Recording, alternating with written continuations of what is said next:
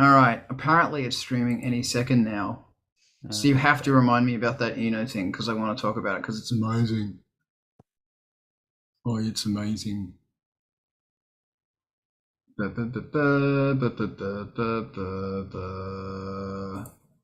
Wow. Definitely not what I want to be looking at right now. Here's 10,000 things I don't like about streaming on fucking bloody thingo thing. Yes. In fact, screw it. Let's just jump into it. Welcome. I'm still figuring all this out because it's technology, and figuring technology out is something I don't do very well. At least that's what I tell the kids back home. Welcome. It's Sunday morning. It's Saturday morning, and it's Art of Rock, and it's going to be awesome today. And a huge welcome to everybody who's joined us wherever you welcomed us and joined us from. First and foremost, as always, the top of the list of things I want to say hello to and thank are the Tongva people, who are the traditional landowners of Los Angeles. Thank you for surviving. Thank you for being amazing. Every Saturday morning, Art of Rock is happening. Booyah. And I got it wrong. This is great. Welcome, Carl. You are such a rock star. Art of Rock is happening every Saturday morning. Welcome, Diana. And Adam, welcome. Join us. And I don't even know. Alex, is it 6 o'clock in Berlin right now? Yes, it is. Follow ANGELSPIT'S Twitch. And we're going to do this all the time. And the purpose of this is to get you inspired and to keep us inspired and for us to have a good bitch about making music, because music makes you want to bitch, doesn't it? This is made possible with ANGELSPIT'S Patreon. Do me a favor, $3 a month, and you can follow. And you know, when you go out and get a couple of drinks, you tip them $3 a month. Well, tip me $3 a month, and I'm gonna keep you going. I'm gonna make your art keep going. ANGELSPIT'S new album is on BANDCAMP now. It's called The Bastard Gods, and I'm really happy with it. Your neighbors are going to hate it because it's going to grind through the walls at them.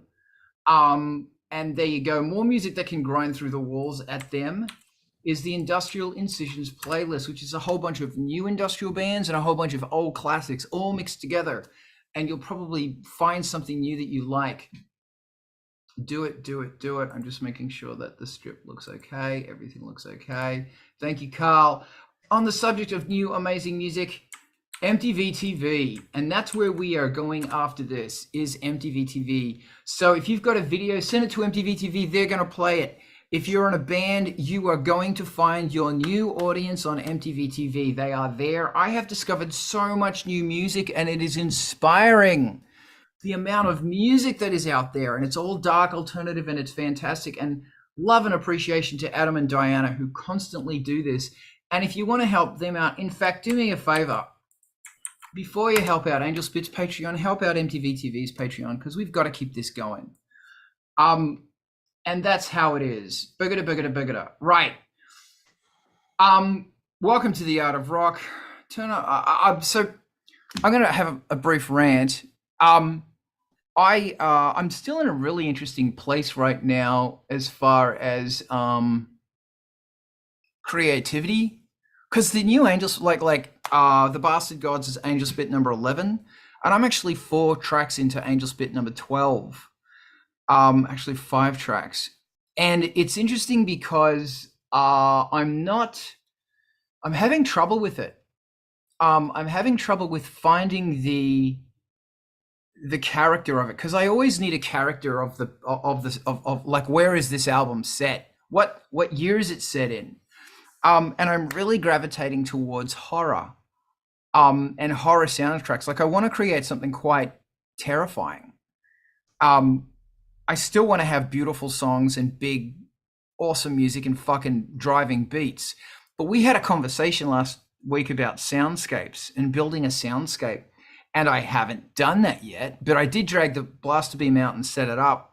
And I was buggering around with the blaster beam going, man, I have not explored this instrument at all. I was having this conversation kind of with Mark before about how you got instruments. That's why I just don't want a new synth right now. Is like, I've got so much exploration to do on the blaster beam. I have so much exploration to do on the modular. I have so much exploration to do on the Rev 2.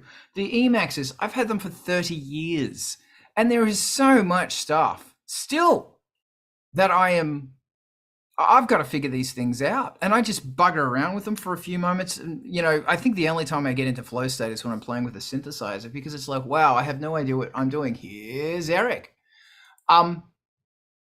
So I've been watching a lot of Eno, because Eno is a damn fine thing to watch when, you know, when you don't know what the hell's going on. And something, he's got an interview with him and Rick Rubin, and it's brilliant. Because Eno has no idea what he's doing, but it's like, let's keep skipping down this forest path to see where it goes. Let's take a risk. Maybe you won't die, but you won't. You know, let's do something crazy. Let's do something crazy. That used to be a motto of mine. I'd always say to Mike the Liar, do you want to do something crazy before you die? That's what I'd say to him. And he'd say, fuck yeah. I need to start saying that again. But anyway, Eno has this concept that there's either cowboys or there's farmers. And often they both wear very similar hats. And but the cowboy is always exploring. Sometimes the cowboy's going to find a place and settle down. Sometimes the farmer's going to move on. And I guess you go through periods of, Adam, jump on, man. You go through periods of, you know, as an artist, am I in my cowboy stage or am I in my farmer stage? And I think right now I need to get into a cowboy mindset and just explore the wild, wild west of sonic unruliness. This doesn't really have a point or anything. This rant, I guess I'm just kind of setting the grounds for, okay, let's have a talk. Let's talk about cowboys and farmers. Someone throw their hand up or jump in or something. What are you? Talk to me about this. Let's go. And don't shoot your mouth off about how good your band is. That's not what this is about. This is about the struggle. Hold on, give me a second. I was thinking before, the thing I love about Art of Rock is that it's not a whole bunch of, oh, I farted and it got a Grammy. Oh, I'm someone and it's something. Oh, I'm such a big thing. I'm such a big thing. It's not that at all. It's a bunch of people who are struggling through life, converting this struggle into art, trying to find the time to make their art, and trying to create something really cool from it. That to me is so real. And that's why I thank you guys. And that's why I'm so rock and rolling about the Art of Rock. Eric, tell me about the struggle of cowboy versus farmer. I feel like it's something you have to do. It's not a choice, like to make music. It's like, this is something we have to do, because it's just like, this is our creative outlet. This is our way of dealing with other things. For everybody, it seems like it's something a little bit different. I actually got to meet and hang out with Ivan and Ryan Rasmussen a couple weeks ago at Cold Waves. And I haven't actually been in a group setting real life people in years. And we started our music right before COVID. So this is like the first time I really got to talk to people, and I got to talk to people at all levels of the game. And everybody's doing it for different reasons. And everybody's trying to do that next thing or figure out, am I doing the right thing? Is it good? Is it bad? Do people like it? There's just so many factors that go into it. And it seems like when you break it down and you get into the right mindset, you're doing it for yourself. You're doing it for that thing that you're trying to go after. Sometimes you're trying to do something that's more conceptual. You did that space thing. It's very targeted, very, kind of wrapped up in a story. And, that's one way of doing it. And then other times it's just getting ideas out and then fighting all of the parameters to get the song done or the music done. But it's also, sometimes it's not about getting the music done. Sometimes it's just about the process and going through it. You're muted. You're muted. You're muted. Hi, I'm not muted anymore. Thank you. I want to throw this back to you, Eric. Yeah. Your hat says cowboy. That's right. And sonically, you are quite a cowboy. And that cup, look, that cup looks like you were just cooking it over a fireplace with those baked beans. And that right there is cowboy. But are you ever a farmer? And Alex, you better get ready because you're next. Yeah, I don't know. I feel like it's always wanting to be the cowboy. And so I guess maybe you're a farmer when you're wanting to be the cowboy. And you're a cowboy when you want to be a farmer. Yeah, it could Like, be. I'm serious. Yeah, it definitely could be. I think it's always that thing you're trying to get to, not where you're actually at. You're always trying to get to something else. And we actually did, and this will never be heard by anybody because it's not working. But all right. It'll never be heard. But we did a couple versions of early songs that were literally cowboy and Indian versions of songs. We're like, what if you sat around a fire and you did we did like our songs in that style and did like a cowboy sitting around a fire. We'll never release that, but sometimes we've taken it literally that far to just have fun with it. Do you still do that? Because we could get into the Enrico Moriarty. I can never say the guy's. Oh yeah, that soundtrack is insane. Yeah, For the good, the bad, the ugly. It's crazy. Have you ever done that? Have you ever tried to weave that into EBM? Because I'm about to say, ironically, put your money where your hat is. Yeah. Because you guys are always wearing cowboy hats. Yes, for real. And I would do that. Yeah, I've never thought about that, the more conover path, but that would be amazing. All right. You may consider this. Here's Adam. You may consider this the official throwdown #1, because today is Throwdown Saturday. Eric, I am challenging you. Nay, I am commanding you that I want and I want tubular bell clang in a fucking driving spank the nun EBM track. That's what cowbell. It needs to be a cowbell. No. But you know how the Morricone. Oh, the Morricone bells. Yeah. Yeah. The big clang, that big tubular bell. All right. Accepted. Yeah. A challenge accepted. Challenge, bring it on, baby. Yes, I love it. All right, thank you. Alex, yeah. I see your hand. Talk to me. Cowboy or farmer? I think I'm a technician, but should be a hacker. Wait, a technician, but you should be a... Hacker. What's a hacker? Hack. Oh, a hacker. Hacker, yeah. Right. Sorry, I have a half of a headache. I feel daring stuff is more important, and especially not. Sorry, I'm rambling, but basically, I agree with your sentiment. But which one are you? Are you a cowboy or are you a farmer? I think I'm rather a farmer, but I try to be a cowboy.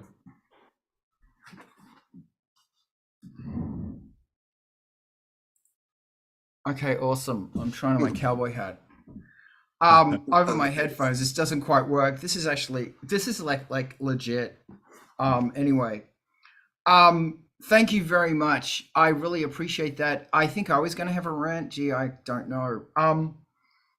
So this is a really interesting thing about trying to go into your sonic territory and explore it.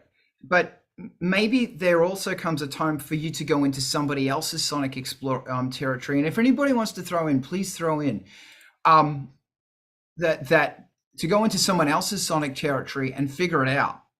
Like, what music do you never ever listen to? Great. Listen to that music. What music inspired you 10 years ago, but you haven't listened to it in a while? Great. Listen to that music. Alex, talk to me. I made the mistake of being on TikTok a couple of weeks ago, but one thing that had an impact on me was like a teenager doing synth sounds and doing like a tutorial how they did that. And it was, although from the way it was explained, you could see that they didn't really have like an concept what they were doing, but I found their sounds just by messing around so impressive that I sort of try to get myself to be more experimental and just to try to things out, even though I don't know exactly what I'm doing. I'm That's someone great. who tends to overthink, to think very systematically, but this kind of just messing around and coming up with cool ideas really inspired me, especially because if you throw enough shit at the wall, sometimes you get a really great synth sound, a really great track. And that comes into the fuck around to figure it out thing. A really important thing for you and for so many of us, because a lot of us here are locked into the concept of cerebral creativity, that it's hard to get out of our minds. It's hard to get out of our heads. It's hard to get out of the process. Why does everybody have a cool coffee cup except me?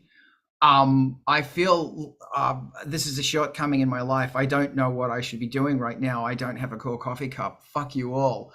But it's so strange. Adam hasn't said anything yet. It's very interesting that to try and find yourself in sonic territory, which is unfamiliar to you. Like what you said, I don't know what I'm doing. And for some of us who are, I don't want to say control freaks, but control freaks, not knowing what you're doing is scary. We need to find that fear, because the cowboy will go to the edge of the ravine. Just to say something about Cowboys, Adam, hit me. Well, if we're talking about not knowing what we're doing, I don't think it's so much not knowing what we're doing, but having a sense of playfulness, like there was a TED talk many years ago, and I picked up the phrase serious play from that.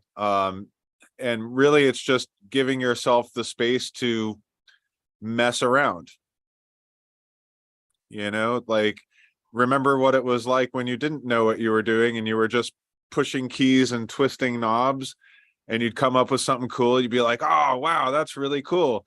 How did I do that? And then you figure out how you did it, and then you can do it again. This is really interesting because it's like you say, it's once again, welcome to the Art of Rock, and we're talking about play, and we're giving ourselves permission to play. It's fascinating because, like what you said, you figure out how to do it and you do it again. I think what I am trying to do, what I need to do, is not figure out how I did it and then try and do it again, and therefore try. But although I know exactly what you're talking about, it's interesting because I remember, was it Chrissy Hines from the Pretenders once said, when they were all punks smashing their guitars, it sounded great and raw and it was punk rock. But then they learned stuff, and their second album was a little bit more honed. And then the third one was a little bit more honed. And the fourth album was jazz, because they had been playing their instruments for so long, working together, learning from other musicians, learning, evolving, growing, that they just got better and better and better. And this is an ironic thing about music, is that people latch onto the first, second, third recording and go, because the third recording is usually the sweet spot, and they go, wow, what you had there was great. And it's like, yeah, but I kept getting better. And they go, but those other albums, they were better. And you can look at them and you can go, no, they weren't better. From a musician's perspective, from the perspective of my journey, those albums weren't better. These new albums, they're better. The lyrics are better, the production's better, the music's better, the musicality's better. But they don't have that same thing. Sure, part of that may be nostalgia, but also maybe it's important for a musician to not just be listening to the music, but also listening to the audience, because maybe they have a point. I'm ranting now. I'm sorry, Eric. I want to hear you rant. Go. All right. I think what happens is there's this punk rock energy that comes out, or we call it cowboy energy, that comes out when you don't really know what you're doing and you just were trying to get something out. So you do that first album, you only know a couple chords, you only know barely an instrument. And as you progress, you learn more, you're fighting more with production, you're learning more about production, you're learning how to write a proper song or whatever.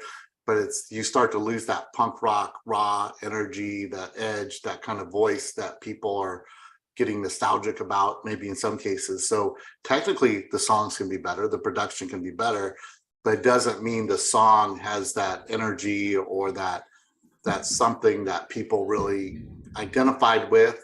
Like our simplest songs that have the least amount of production usually are the ones that people go, oh, that one speaks to me the most. You know, that's the one I like the most. I'm like, man, that's the one we wrote in like 90 minutes and like did one take on the vocals, and I hate listening to it, you know? Right. Yeah. So and then you try to go recapture that, and it's almost impossible to listen to that song that you wrote and say, okay, I'm going to make a new version with all the stuff I know. How would I do it better? And it's like, it's almost impossible to do it. It becomes like a dead end where you get nowhere, or you end up making this thing that's production perfect. You got the right ducking going on. You got the right EQ with the right compression, but then the song is just like not inspiring or super exciting, you know? You cleaned all the edges up. Yep, exactly. Yeah. And that's interesting. Just I see your hand, Alex. I'll just the best example for that, and one that actually works, is Sonic Youth Goo from the early 90s, which is like punk rock. It's so good. Yeah. Versus Sonic Nurse, which was kind of like early mid 2000s. You got every producer in the world that wants to work with this cool band because they have this thing, but they produced all of that out of it. Yes. Or you look at Beastie Boys, and they had that journey where they went from, it's funny, they weren't even making their own beats 100%, even though they were making everybody else's beats at the time that they didn't get credit for. But they eventually evolved to writing albums with real instruments, with jazz influence and all that, because that's what interests them. You know, while everybody's saying, hey, play Slow and Low again, play this again, play that. You know, I want to hear all that. You know, Violent Femmes. I mean, everyone wants to hear their first album and get off the stage, you know, and they have so much more to offer, and they're so talented as musicians, you know, and they're dealing with that challenge quite a bit. And it's like, you know, a godlike band like Skinny Puppy, it's like they are, everyone wants to hear Assimilate. Yes. But Weapon is a work of genius. Yeah. But anyway. Process is my favorite one, and that's like the most hated one, you know? I'm going to throw this. Thank you very much, Cowboy Eric. I'm throwing this to Cowboy Alex. Ding. No, I forget what I wanted to say. I forgot.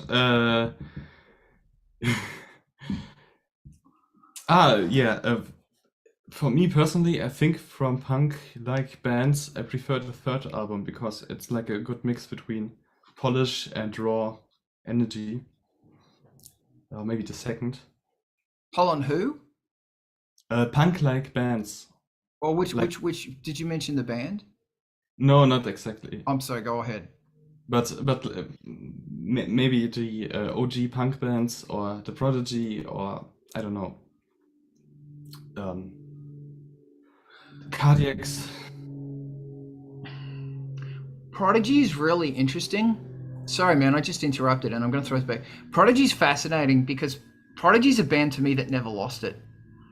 Like, you can hear the production get better, you can hear it all get better, you can go, okay, on this one he just used his laptop, but it's fucking awesome. Like, weren't we talking about them last week? All the way from Experience to whatever the new one was that I bloody love, that had Spitfire on it. Like, holy crap. Eric, really? Anyway, yeah, no, I'm sorry, man. Go ahead. This is very interesting. Go ahead with your cool coffee cup. Me? Yeah, Alex, keep going. I think I was done. I could say something about something slightly different, but I think it's better if. Can I say something about the Prodigy thing real quick? If you listen to Jim Davies, who's the guitar player that came on later to Prodigy to help with Breathe and Firestar, you know, the big ones, you know, he was like the first time they really added another musical kind of instrument to it, but it was to get that edge that they were starting to lose, that they'd started with, kind of add more to the live shows. And he, I mean, total punk rock style, he took their music and went and recorded guitar over it and handed it to them at a show. But what he's doing now is super interesting and really cool. Drum and bass, really super technically well produced. He does almost everything himself. And it's just, everything has a really cool, like recapturing a lot of that vibe I think Prodigy had for a couple albums. It's interesting because they had a bit of a lull when they released a track called Ketamine. And it was like, you listen to that track and it was like, okay, I understand now that they're really trying but they're falling back on the formula. Yeah, you hear that when you listen to music a lot of times, or you hear that they've lost kind of whatever that thing is that brings that energy or that excitement, and you can just imagine in your head where they're struggling in the studio. Yeah, that cowboy exploration. Yeah. Just to bring it back to that. Thank you, Alex. And whatever you wanted to talk about, Alex, please make a note of it because I want to get back to it. Adam, I see your hand, and Eric, thank you very much for your input. Eric, did you have your hand up or? It was Eric. All right, fantastic. I want to hear what the amazing cowboy Adam has to say. Go, little doggy. So what we used to call it in the rock and roll days was second album curse, because you would put all these great songs on your first record, and then the record company would be pushing you to put out another record real quick.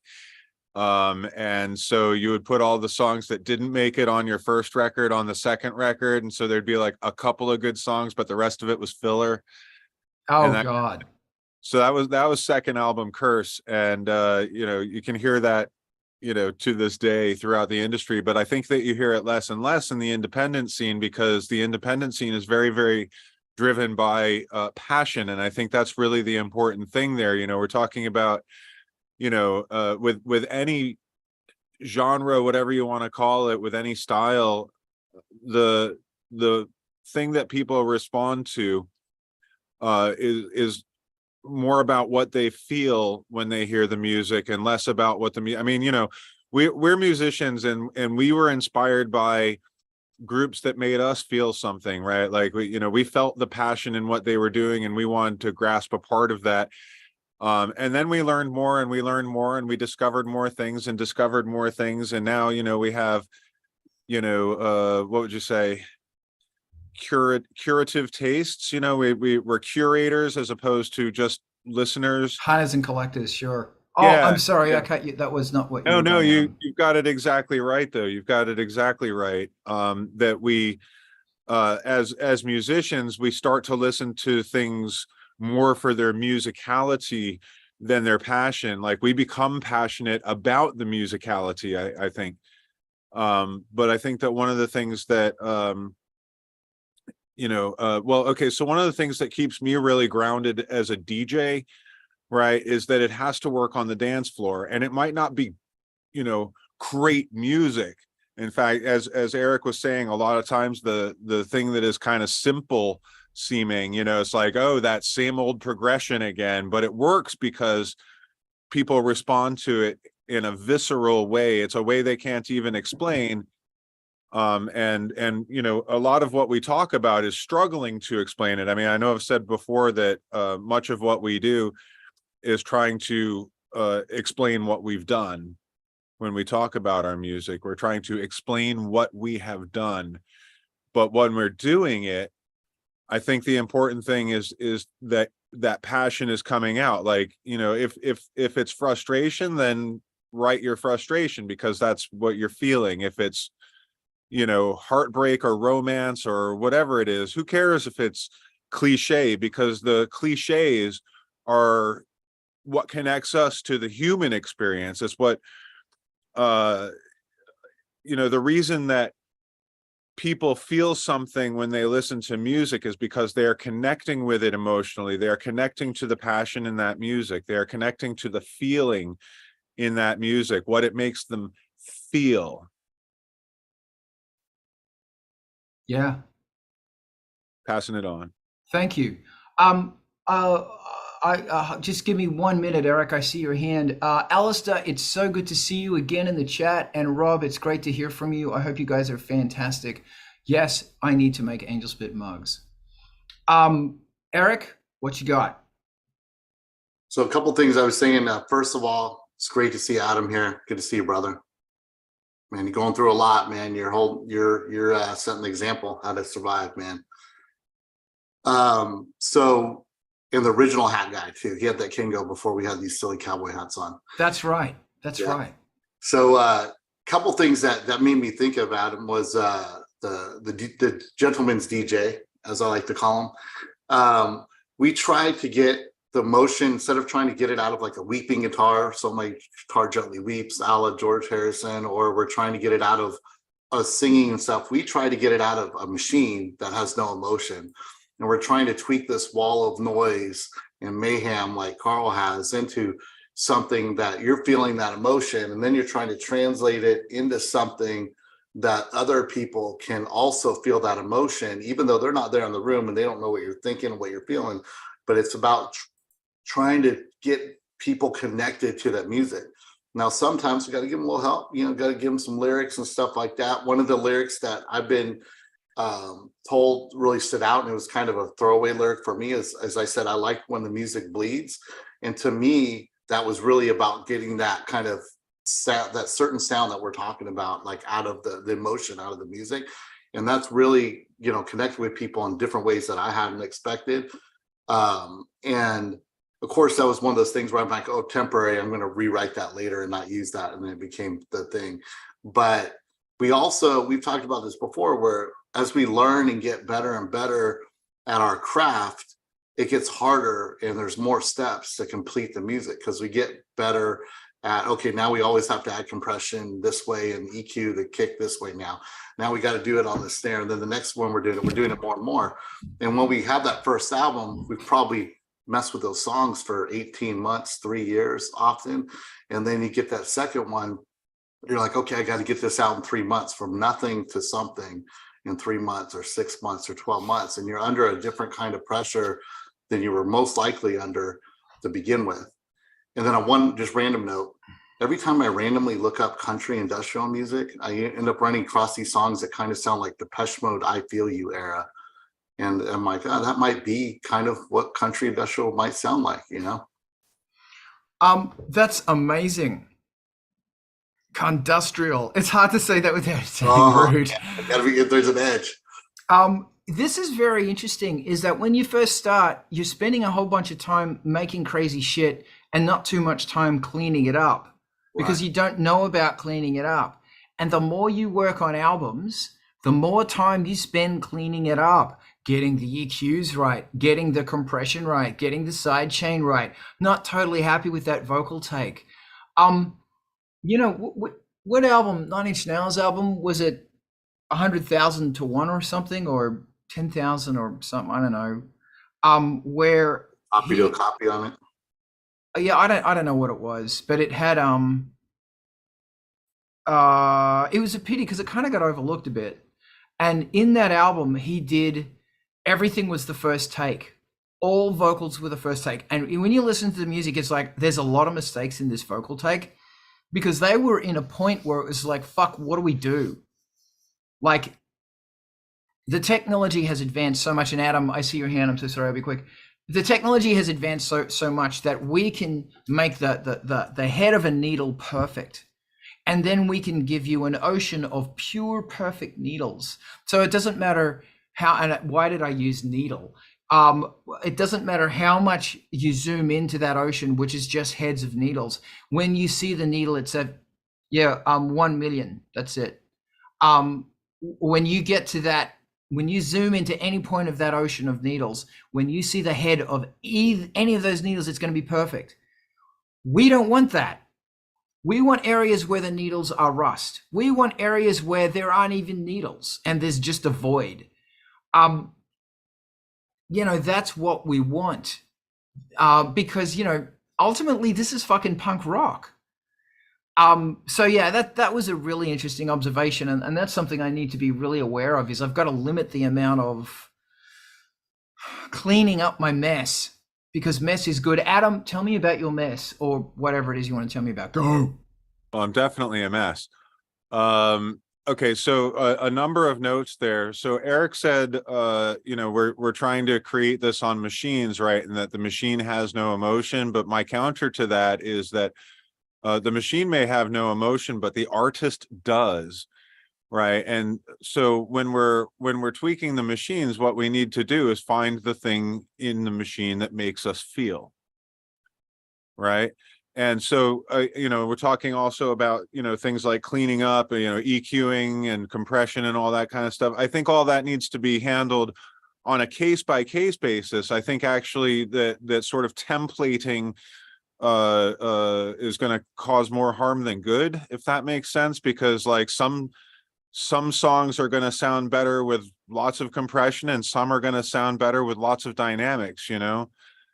And I think that every song has to be approached, you know, the production of every song has to be approached on a song by song, a case by case basis. And of course, what it's always going to come down to is writing good songs.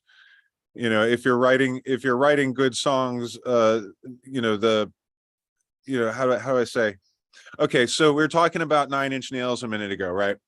So I think Pretty Hate Machine is really a it's a great example. It's one that we really look to as producers as being a great example, right?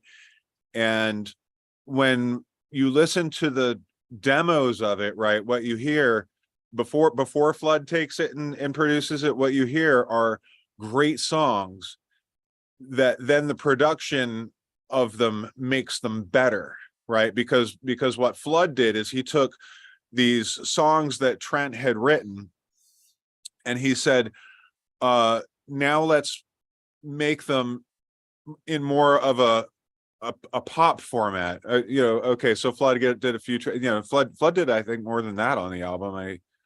On Pretty Hate Machine. I'm not sure, but you know, the album Pretty Hate Machine, you know, you can really hear the differences in the songs between the demos and the actual album release. And the album release became a commercial hit because the production of it was formatted in a commercial way. Does that make sense? Yeah. The other thing about that is that, like, you know, that first that I was talking about second album Curse before. That first album, like, you have all this time before you release your first album to refine and work on your songs, whether it's, you know, cutting your teeth playing out, or in my case, having the songs bouncing around in my head for 20 years or whatever. So by the time you get to putting that stuff down on your first record, you know, as that particular project, I should say, you've had a lot of time to consider it, to refine it, and then when you get into the production phase, it's like you have a pretty solid idea of what it is that you're trying to accomplish. And so production wise, this is why I say I think you need to take it on a song by song and case by case basis. Like, production wise, you're trying to achieve the thing that you felt when you were writing that song in the first place, right? And so one of the things that you know, what repetition kills, right? Repetition kills. Like, the more that you do it, it's like, you know, you see a lot of complaints about, like, what was it, this Sisters of Mercy, right? How it's like, you know, he's just like walking off stage because he's bored at this point, you know what I mean? Like, he's like, I'm so tired of singing this Corrosion because I've sang it fucking millions of times, you know what I mean? And it's like, you know, you don't have the passion in it anymore. And I think that, you know, what we have to do as creative artists, you know, we're trying to make a lifetime out of this, right? A lifetime out of this.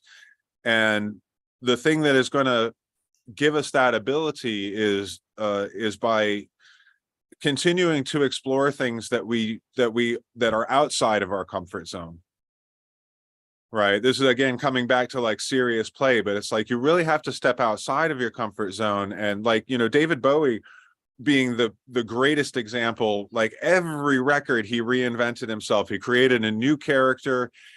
He explored with new sounds, new technologies, right? And so, you know, while not every album was a smash commercial success, you know, his odds of being relevant to the time that he's in at the, you know, like, you know, what sold records in the 70s was very different than what sold records in the 80s, was very different from what sold records in the 90s. You know, the technology continues to change. And I think that's something that should be an example to all of us, right? Is just this concept of reinvention, of stepping outside of your comfort zone, of you know, approaching your music making as a as innocently or as naively as possible, even though you know what you're going to need to do in the future, you know, with it later to make it, you know, call it commercially accessible, whatever it is, to make it sound good compared to other people's music. Right, because that's what we're really talking about when we talk about like mastering and stuff. What we're really talking about is like, does it sound loud enough on the radio to go along with the other stuff that's loud? Does it stand out? Right. Yeah, for But sure. yeah, like look to Bowie, reinvent. You know, I think that Trent really grasped that as well, and he reinvents, and some of his records have been commercial successes and some of them haven't. Mm. You know, it's not always about having the commercial success. Sometimes those records are your evolution to the next record, you know, and you're putting out the record because it's better to put like, this is another thing too. And I think actually you might have said this to me like years ago, Carl, is like, it's better to put something out than put nothing out. You know, it's better to put it out and put it out into the world, and, you know, you can redo it later if you want, but like put it out into the world, get it out there, because otherwise, you know, it's just, I mean, I guess maybe it's kind of masturbatory, like you're just making music for yourself. Yeah, for sure. All right, passing it on. Thank you. It is really important to have music for yourself, and I will just say, as far as 9 Inch Nails goes, the difference between broken and fixed. But that's another conversation. But firstly, I want to hear from Mr. Ivan. Go, Ivan, go. Yeah. First on Bowie, like the advantage of being that good at reinventing yourself is that every time he released a new album, he was the next big thing. Because it was completely new. Completely. Also, you know, those 9 Inch Nails demo tapes, we got to listen to them at the Post-Punk Museum back, you know, a couple weeks ago at Gold Waves. The ones from 1986, you know, they needed to change by the time they got released because it sounded so 1986. Not in a bad way, but it just really sounded 1986. By 1989, that was not going to work. Also, you know, Trent was still at an age in 1986 where his voice was kind of cracking in some of the lyrics. He just sounded so young.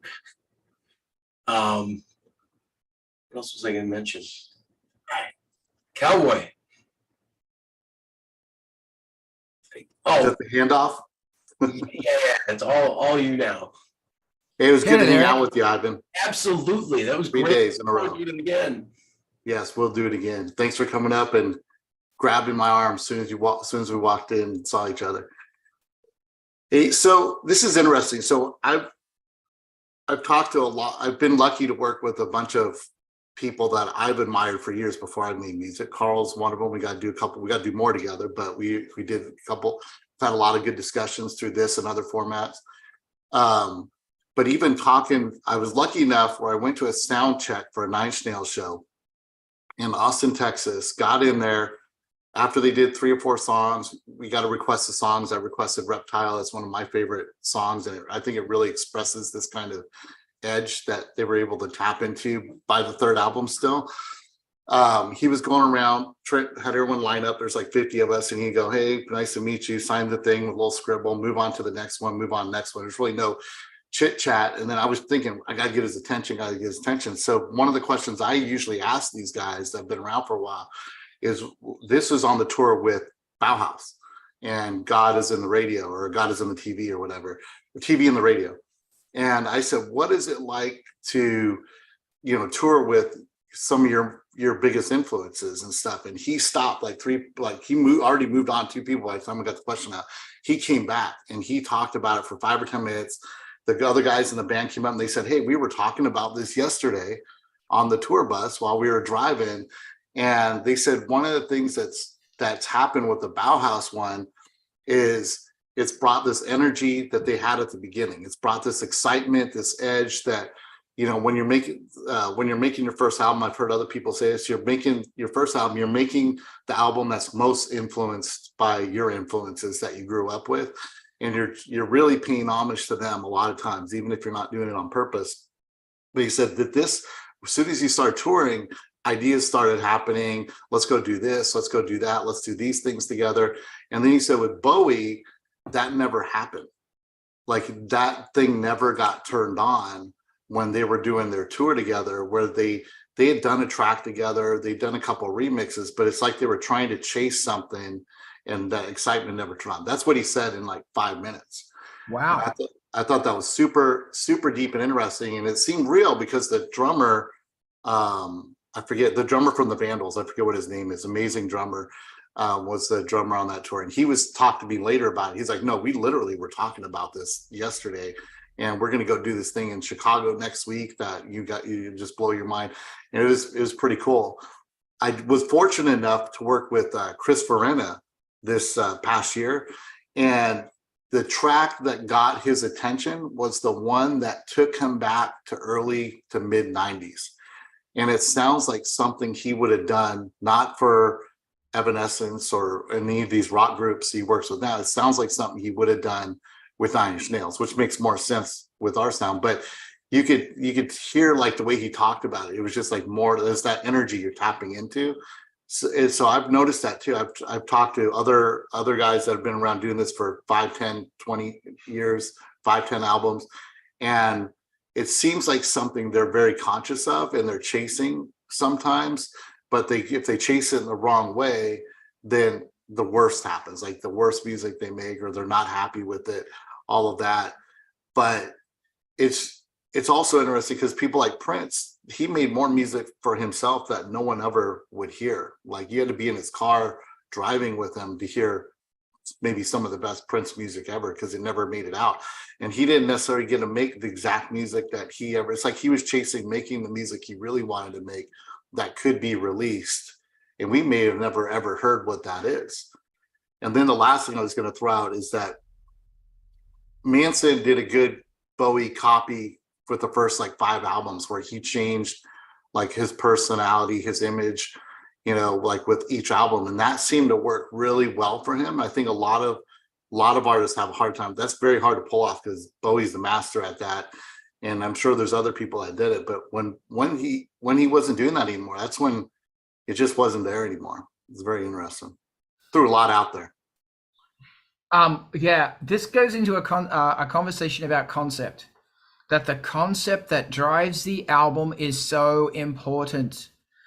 If I remember, maybe we could talk about that. But first, somebody remind me or something. But thank you, Eric, as always.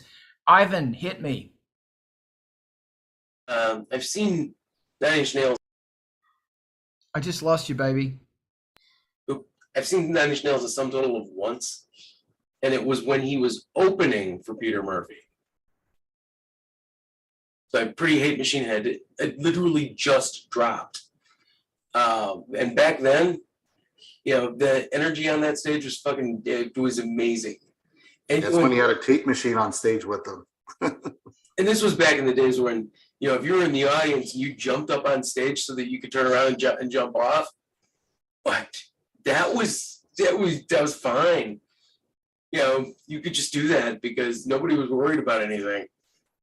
Also, nothing was gonna get that weird. I did lose the bottom of my shoe on that one though. So it was a shoe bottomer. Yeah, that gig was a shoe bottomer for me. That clump of cables at the front of the stage, and my very cheap shoes very cheaply fell apart as I was. Yeah, no. That's not the story you need to have. The story you need to have was that gig was so crazy that the bass coming out of those speakers vibrated it vibrated off my sole so much it pushed out the sole of my shoe. That's what you should have said. You had an opportunity and you fucked it. Oh no, no. The good part was like between sets, when the tour manager Jason came up to me with the sole of my shoe and he's like, "I think this is yours," and they borrowed a lot of gaffer tape. Awesome. Gaffer tape. Okay. Hold on.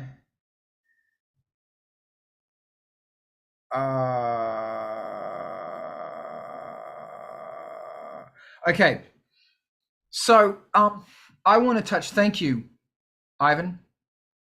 I want to touch very briefly on. I'm sorry. I'm talking to people on Twitch here. And welcome also Adam. Grim Reaper, and Alistair. Welcome again. It's really interesting that the importance of concept. And I think concept, here we go again, Carl's thing on concept. Concept is one of the things that's going to drive the album because it's going to drive you. And hell, come up with a makeup look. Design the character. This may not end up getting seen. It doesn't matter. Excuse me, this is for you to play with.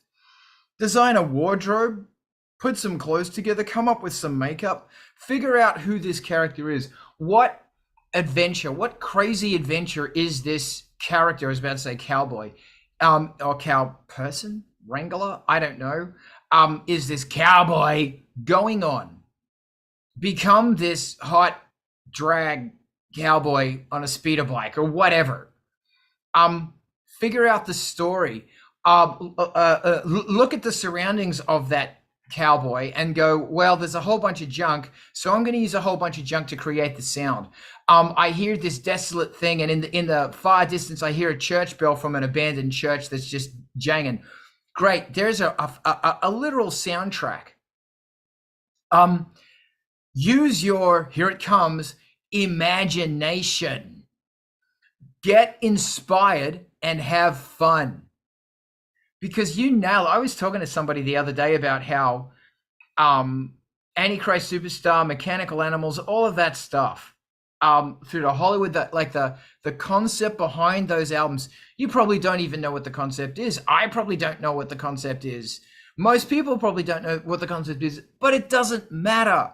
The thing about it is that when you listen to this stuff, when you see when you listen to the music, there's something there. There is something going on that is this driving force. Like it's this huge background scenery behind the tracks, and the tracks grab your attention and everything. But behind them all is a background of a dystopian city on fire, or Joshua Tree with cactuses, the desert, whatever it is, and a crashed spaceship. You've always got to have the crashed spaceship. That's why to me it's so important. And damn it, if it's a crashed spaceship, then you're the pilot of that spaceship on an alien planet, which is Earth. So you've got spacesuit on that's ripped up, and you got makeup that looks that way, and the music is also, besides crashing, you can smell the smoke and the acrid burning plastic and the burning bleep bloop stuff. Like, formulate this, figure it out, and let it fire the album. What is going on in this album? And whether people get it or not, it doesn't matter, because this is an artwork, this is an opus for you that is behind it all. Adam, I want to hear what you think about this. Okay, so real quick, I'm probably gonna make these comments and then go into lurk mode for a little while because the medicine's really fucking kicking my ass right now. What did Bob Ross call them? Happy little accidents, right? When you were talking about soundscapes and stuff, it reminded me of when I was working on one of my songs, and it's it's a pretty stark song, and not a tremendous amount of instrumentation going on in it. It's and I was working on the song, and it happened to be pouring ass like a motherfucker for days, New England storms, and while I was working on producing that particular track, and then I listened to it a few days later, and I said, what's missing? I said, why does it sound so empty now? And it was because of the rain. And so I found recordings you know, it was somebody else's field recordings of a rainstorm, and I asked them for permission, and ended up using that in the track, and it was just the thing that it needed, was to have these sort of random thunderbursts and this kind of constant shushing white noise behind it, and you know, and it brought the goosebumps back. It brought the goosebumps back to me. You know, so Happy Little Accidents, you know, a lot of times while I was working on my record, right, I was kind of like, shit, I don't know what I'm gonna do here. And you know, and then I just kind of start, I don't know, like, you know, I mean, how do I say this? Like, a lot ends up on the cutting room floor, right? Like, you don't have to use everything that you did. And a lot of times the best thing to do is to say, like, you know, is to minimize it more, right? To say like, oh, you know, the reason it's not working is because I'm trying to crowd too many things together, right? And you know, take things back out of what you're doing. But yeah, you know, you really got to follow those happy little accidents, because sometimes the most interesting things happen when you just, you know, you're not really expecting it. Yeah.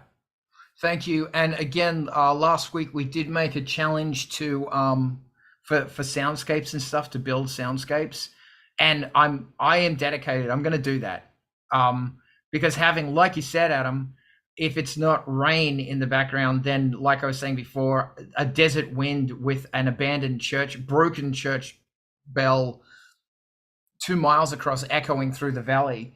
Shit like that. And of course, then you need the sonic space stat to actually be able to hear that. But from these ideas spark other ideas. This is an organic experience. So, you know, it's not about the seed, it's about what the plant might grow into. And it might not be about the plant, it might be about the earthworms that are living in the ground. Do you understand what I'm saying? Musically, you've got to, I've got to be open to this. The happy little accidents, exactly like what you said, and also what Grim's saying in the comments. Eric, I want to hear your face. My face shall be heard. I was just in Midjourney trying to create a picture of Bob Ross painting a nuclear power plant. So noting How'd that that go? I think that would be great. And that Happy Little Accident sounds like a great punk band name.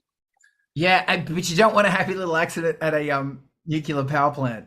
No, you don't. But that makes that's it even more interesting. That is a fantastic piece of almost irony there. Yeah, I'm going to post the picture of Bob Ross painting a power plant by the end of the day today in the Discord later. Fantastic. Thank you. I have a folder that I drop images into to like curate like ideas and concepts, especially like when you're on a good roll with a concept. So when we were doing our last 3 albums, we started off with this concept of the bunker tape. So like the story behind that real brief is, you know, we're going into the pandemic. So we're thinking pandemic, you know, it's funny because we get into this industrial dark electro music to write about pandemics, and then we get a real one.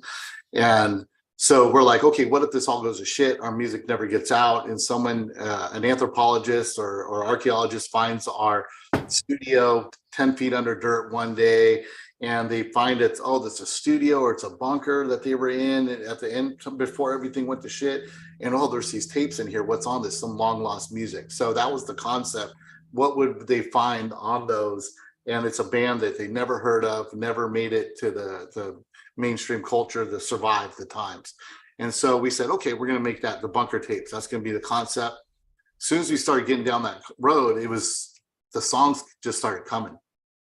But what we did, we took like a shortcut. Instead of making it 1 album, we said, let's make it 3 albums. But first we said, let's make it 2, because we were so like excited about the energy that we had working with that concept that we were able to be really productive. Sometimes in a week, 5 songs, you know, not fully produced, but, you know, conceptualized and put together. And we were like, let's not lose this. Let's keep chasing this one. So we ended up chasing it across 3 albums. And now we've officially said, you know, we got to move on to the next one. And we're right now trying to figure out what that concept is. But over that time of a couple of years while we were working on that concept, we started putting other sketches of songs, like just dropping them in a folder. Okay, this doesn't fit in here, but this will be good later. We started taking images we like or words and stuff like that. So now I'm going through those folders and going, okay, what do we want to go after? You know, or maybe they'll inspire me to do something else. So I totally agree. It's like once you get a good concept in place, even if it's something you don't fully explain to everybody, it's really about getting energy and, you know, and getting that focus that you probably need, even when you're kind of subliminally thinking about it, not fully focused on it. I did think I do want to do a song now where Carl is talking in the background, describing the concept of the album. And like, it's like a hidden, buried like track in the song. I like that. That's nice. And put a low pass filter on me, so I'm just rumbling. It was another thing I was listening to from Eno, where he was saying that you put stuff into the music with a low pass filter set at like 250 or so it sounds like it's rumbling in the room next door. And it's just this thing that's in there. And sometimes if you hear like music, like it could be Blackpink or something or Lady Gaga, and you hear it through the wall, that you're like, man, I got an idea for a song. You don't even know what song you're listening to, but that filter that wall's putting onto it can inspire you through whatever part you're hearing sometimes.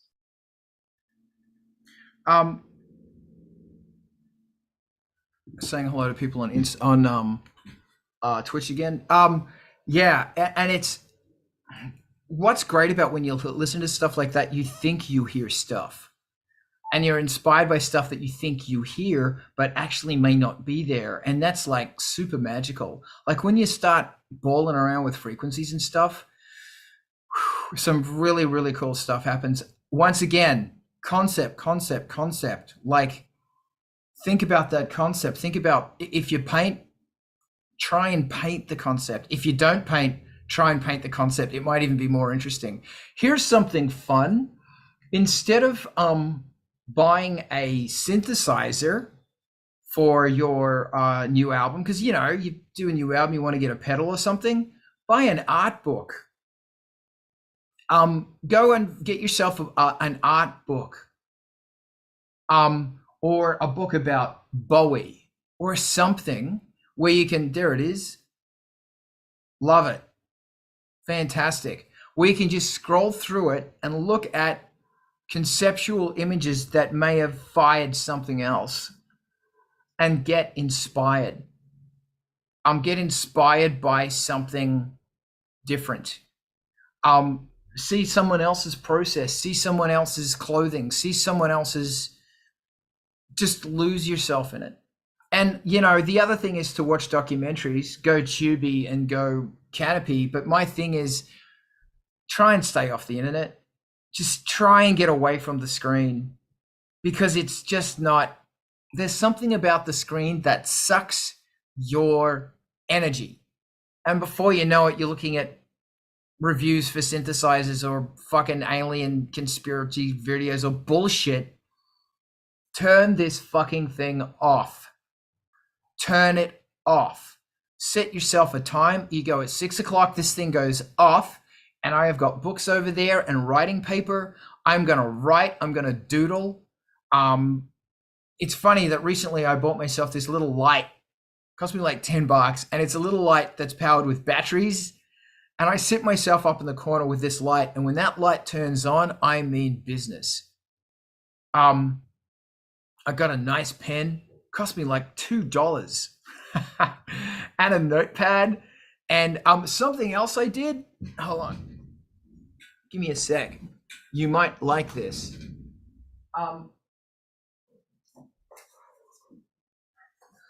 I dug up one of these, like a really old, hold on, fucker isn't working.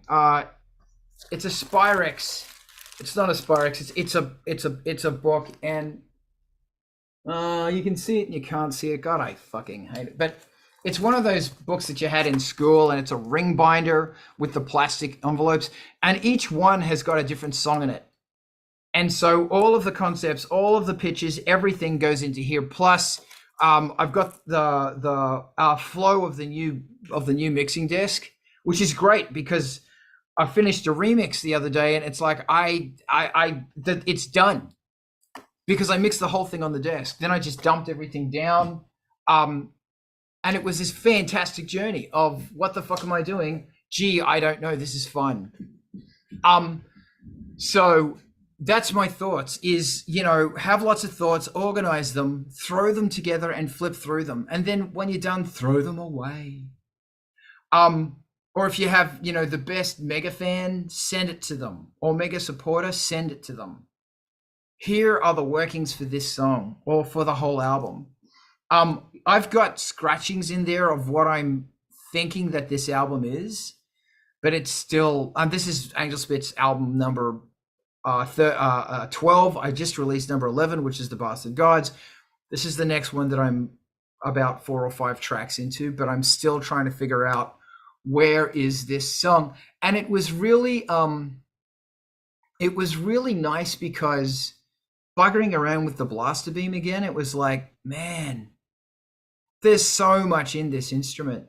Like there's so much freaky horror power in this instrument that I'm still experimenting with.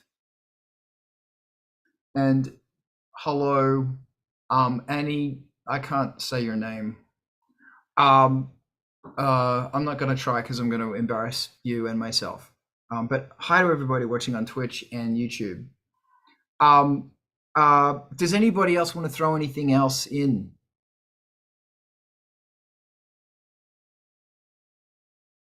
Alex! So after maybe 2 years or so, I finally opened up my modular again.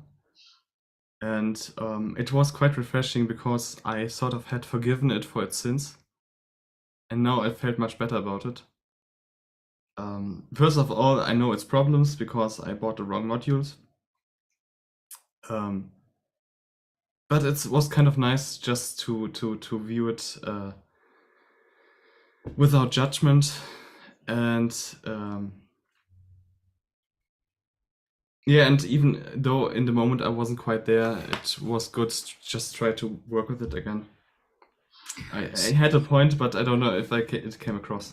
Okay. I want to question you a bit about this. When you say wrong modules, wrong modules for what? What were those wrong modules? Because where I'm going to go with this is, let's not make sound on it. Let's use it to make color. And then the next question is, what is that color besides black? What is that color? So what modules did you get that were wrong?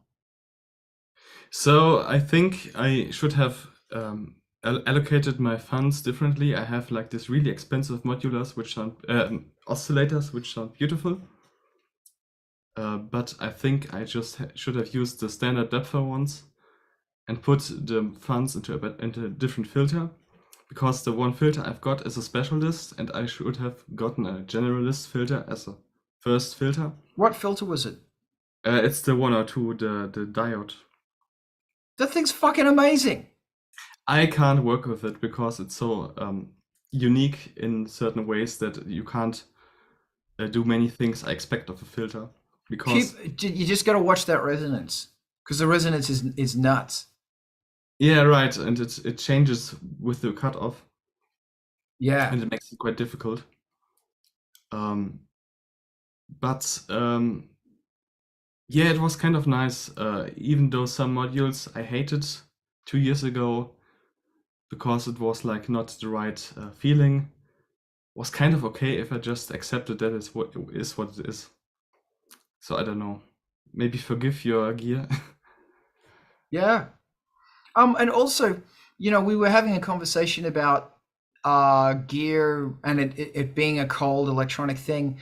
The wonderful thing about a modular synth, especially when it's the wrong gear, it's like, okay, well, I'm going to have a conversation with someone now, being the modular synthesizer. And in that conversation, we're going to figure some stuff out. We're going to figure out who I am, who it is.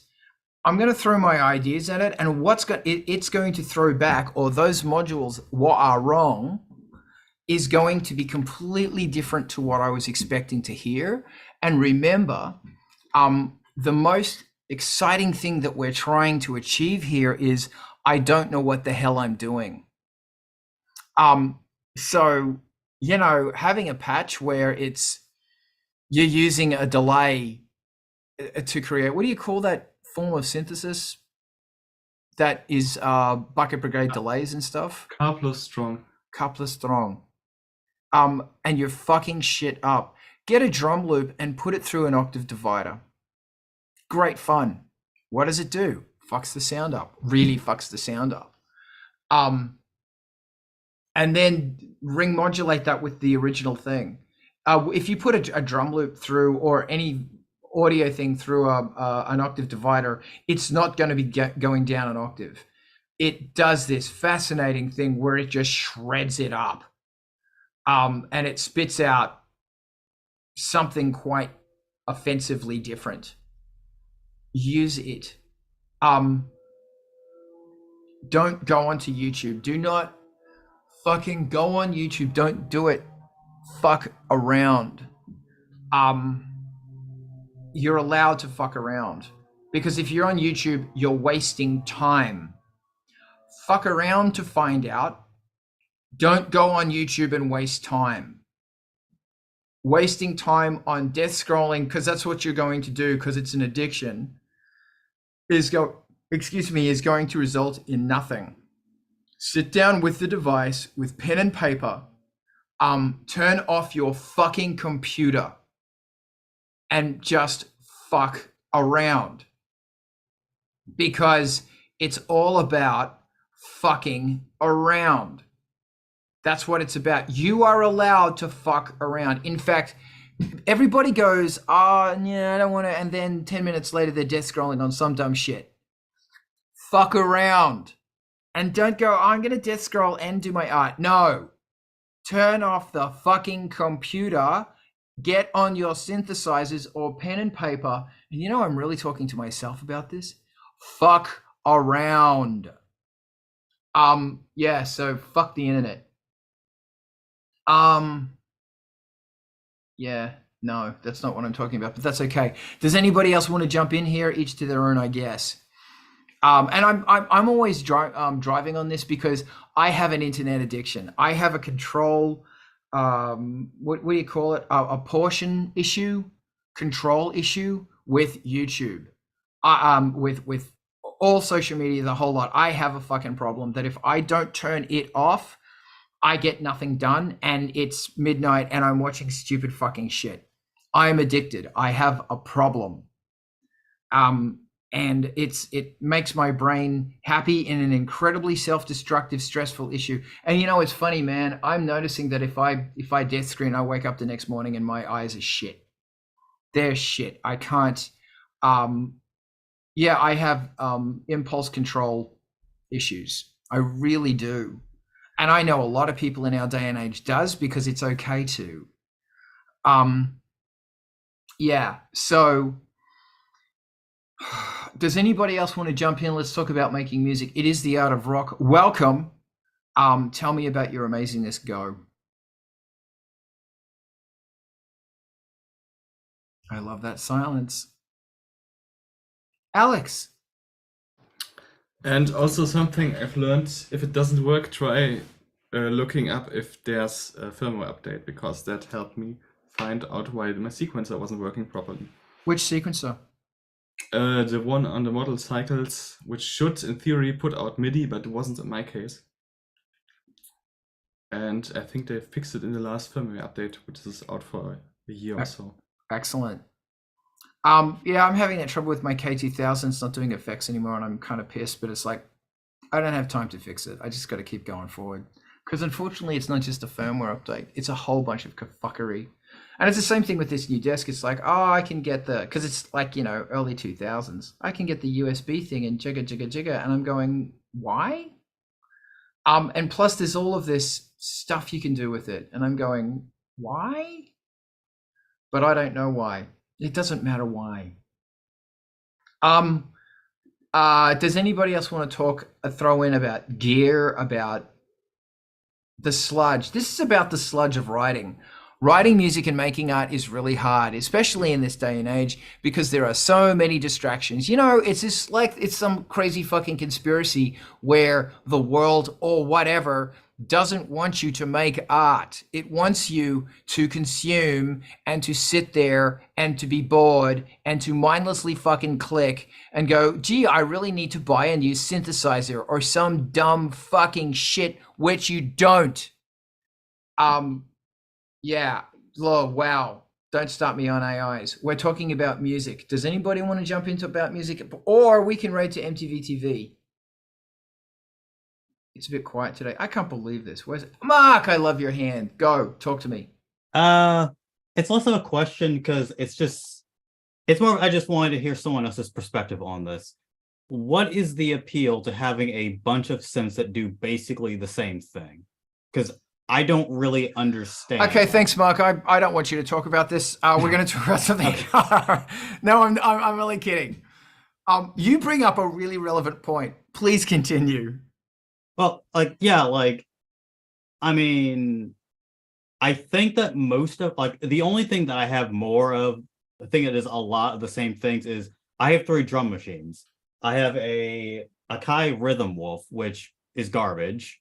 And then I got a Arteria Drum Brute, which really cool, lots of features, but basically the sounds are already built in.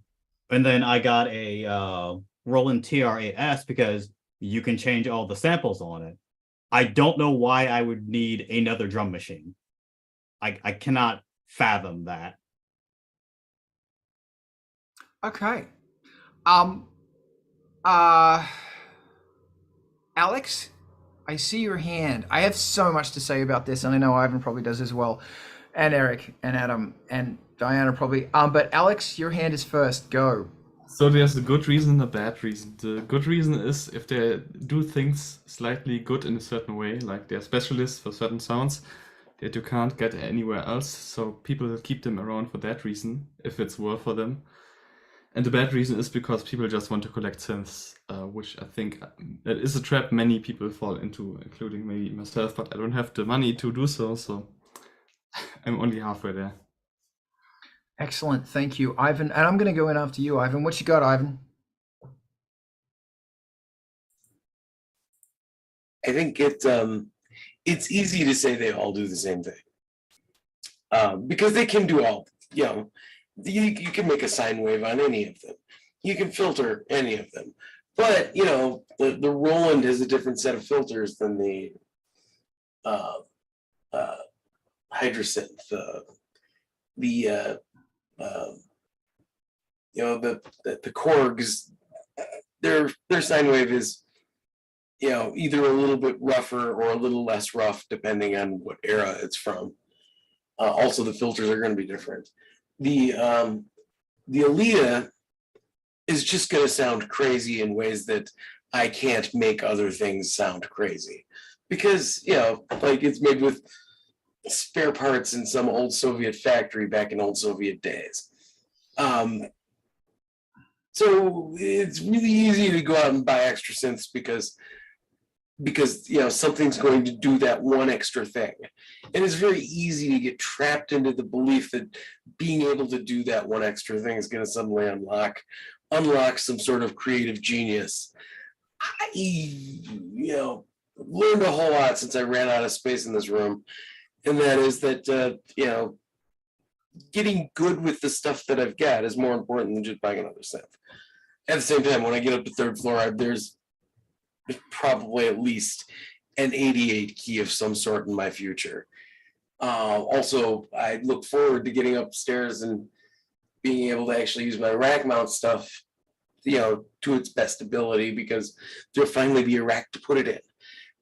You know, so I'm really looking forward to being able to, you know, break out the ESI 32 and actually use it on a regular basis because it'll be convenient to use instead of having to like dig it off the top shelf of my shelf that those things are being stored on at the moment.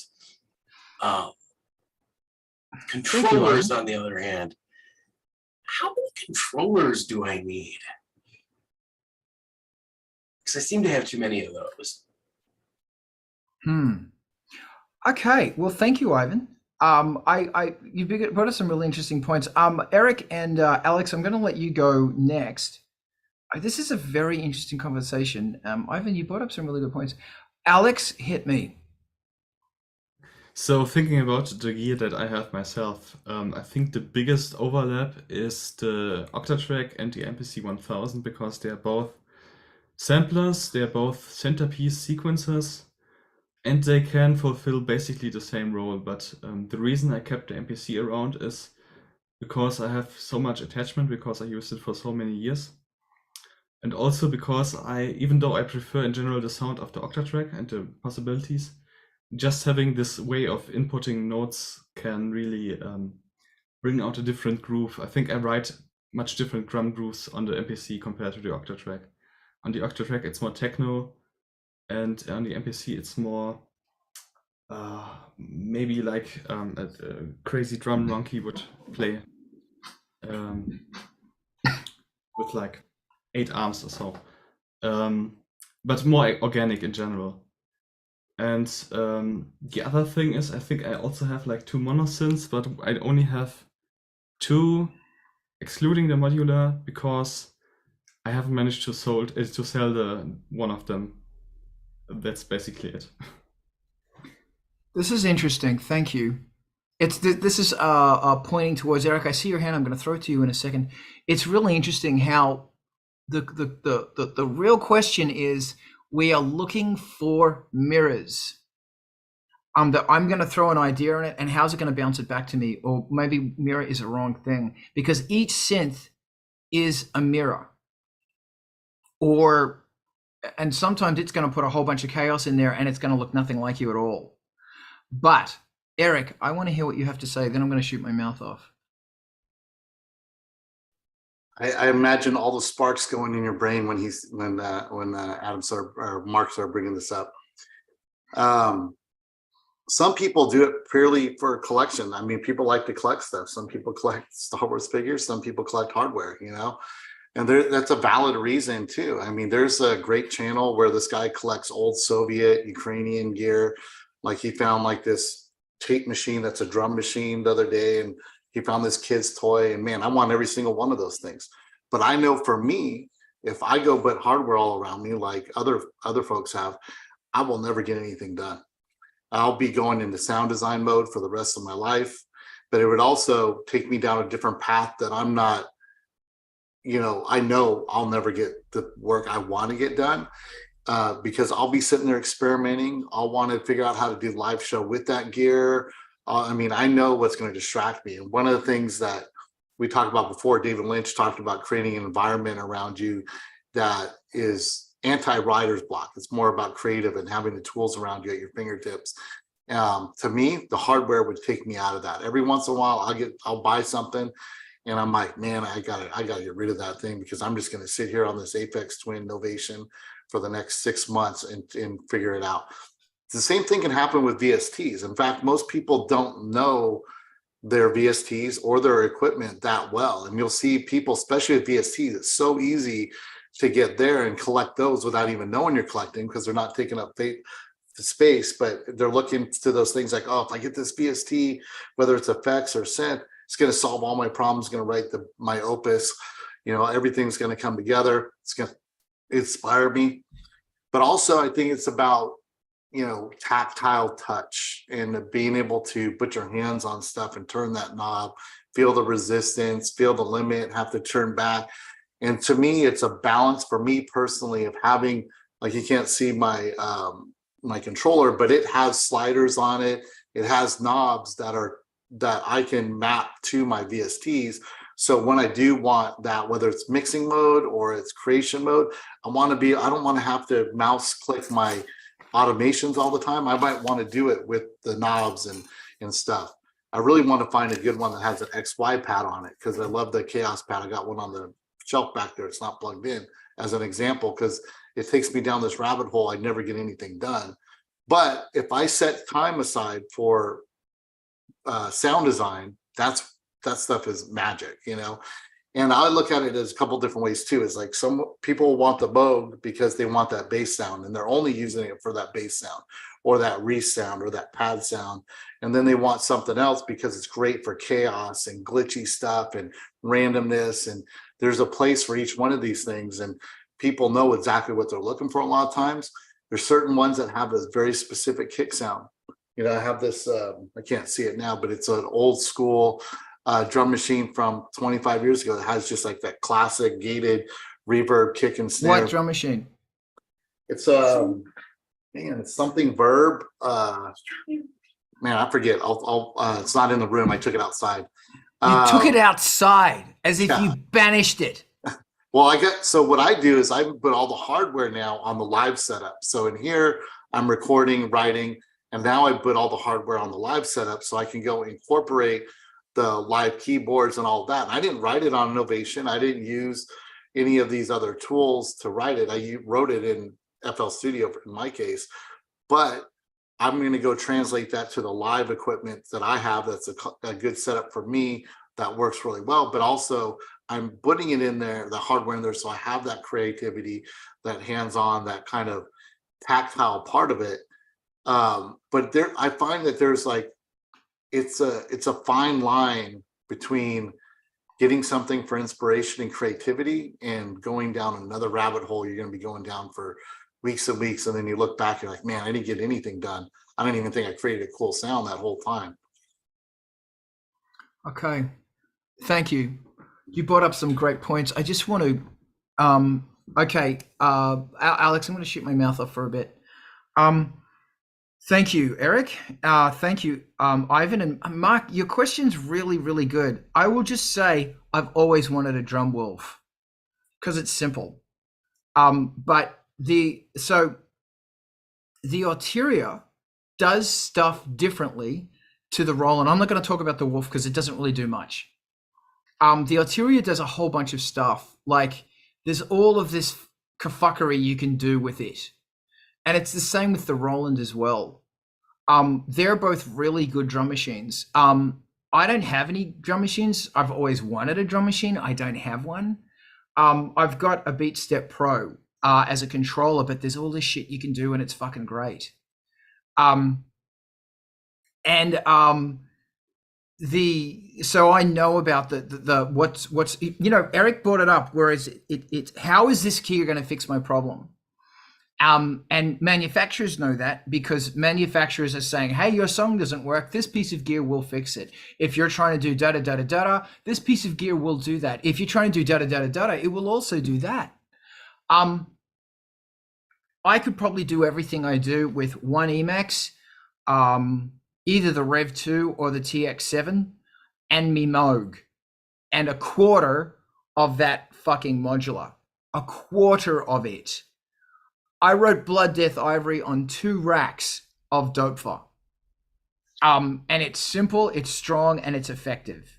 And I was running a whole bunch of computer stuff with a crappy computer with a crappy card. Extremely crappy. It was tripping and dying, and oh my God, it was from hell. But the point is that more is less, I think. And you know, you're absolutely right. What's the difference? Really? What's the difference between a Moog 24 dB filter? I won't use Moog because between a Curtis on a fucking sequential versus 24 dB versus blah, blah, blah, blah, blah. Really? Sure, Moog's different because there's electronic shit going and it's a wall cruncher. But the problem with fucking Moog is I have a fucking Voyager, and Voyager is the Alesis DM5 is bloody awesome. Great fucking drum machine, mate. Thank you, Eric. My problem with the fucking Moog is the Voyager is that I scroll through the sounds, they all sound the same because it stores them. And then there's all this shit you can do. And I've had the thing for like 12 years and I'm always going, I haven't programmed this thing at all. Like there's so much shit the Voyager can do, but I just wanted to sound like a Mini Moog because the Mini Moog basically had 1 or 2 tricks, really good leads, fucking devastating bass line. I need to do something different on it. So I don't want to buy a new synthesizer because I haven't utilized the fucking Voyager. I have not utilized the fucking Emaxes. I haven't utilized all of this shit. And now I'm complaining that I'm in a fucking rut. Hey man, if you want to download something from the internet, Carl, how about a manual? And how about you fucking sit there with the manual on your phone, flicking through the manual, learning the synthesizer, because it will probably spark ideas. You know what Eric and Ivan alluded to was the collection thing, that, you know, people love collecting gear. And that's great until you move, then it's a total pain in the ass. I will go back to the whole thing of, you're going to be researching what piece of gear is right for you. Like I said before, it's a mirror, and you've got an idea and you want to throw something at that mirror and see what it's going to throw back. And a lot of synths that are like, I was about to say a lot of synths that just make sounds, they don't throw anything back, but that's not true, because some of the greatest synths ever made just replicate back to you what they do. And that was everything in the 80s. You know, when you look at those 80s synths, they didn't have MIDI controllers for filter or for a lot of like the hybrid analog stuff, which is really, that's the shit that we can afford. They didn't have a control voltage input or whatever to control the filter, although actually they did, because the expression pedal is an analog input that you can drive from a modular or drive from another source, and you can route that to the filter. There you go. Just people didn't, because they didn't read the manual. When you compare it to what a Rev 2 can do, or what a Voyager can do, like a Voyager can get the sound and spin it around and just absolutely fuck it, using MIDI controllers, which is the same weight of bandwidth as a text document, not even. It can set off ring module, syncing and all this stuff. I'm ranting. It comes down to, what do you want and what do you need? And what do you really, really, really need? And so many people buy shit because it's an impulse buy. Because I saw that guy do a review of it, and the one he got was, the review is usually, if you like it, you can keep it. Come on, really? And it is. It bloody well is. Because manufacturers know they're going to sell a bunch of units through that guy, or girl, or whatever. Gear acquisition syndrome is the same thing that makes 9 out of 10 people, predominantly men, I don't understand why. I hope it doesn't affect, well, it does. 9 out of 10 people walk into a Home Depot and go, oh, wow, or think of the things I could build with this. Think of the things I could make with this tool. It's the same thing.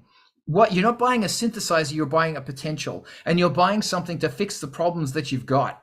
Those songs don't work. Well, they will work now. No, they won't. The thing is about it is, you need imagination, you need creative problem solving, and you need to let yourself have the fucking time. Instead of death scrolling and doing all of this dumb fucking shit you do to waste your fucking time, you should be spending it on music, and you should be looking at different approaches. It might not be staring at a blank screen on your fucking door going, Jesus Christ, I fucking hate this thing. It might be sitting down with a piece of pen and paper on your table or on your bed or somewhere over there with the phones and everything in the next room, fucking around with scrolling on paper. Or you might do what I do and get for free a Yamaha PSS 170 piece of shit toy synthesizer from the 80s.